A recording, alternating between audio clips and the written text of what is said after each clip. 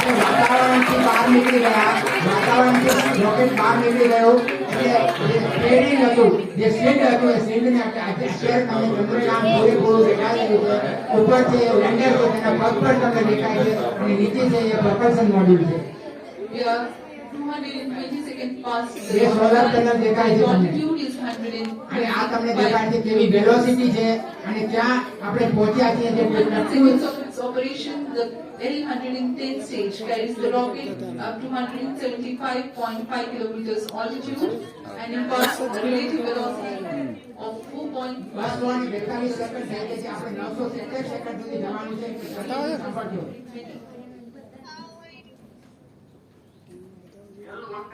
આના બતાવે આ નહીં હોય એટલે કે એન્જિન અને જે સ્પીડથી અને જે ટકાથી બળવું જોઈએ એ સ્પીડ મળી રહ્યું છે. એન્જિન પોતાનું કામ કરી રહ્યું છે. બંને એન્જિન બરાબર ચાલે છે. 113 टन के तरल नोजल भरे जाते हैं।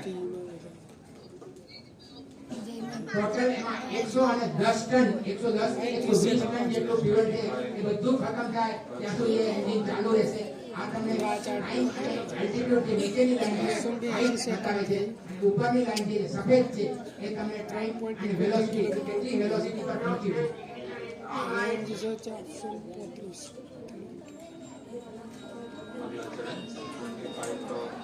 લગભગ 500 સેકન્ડ પૂરી થઈ ગઈ છે.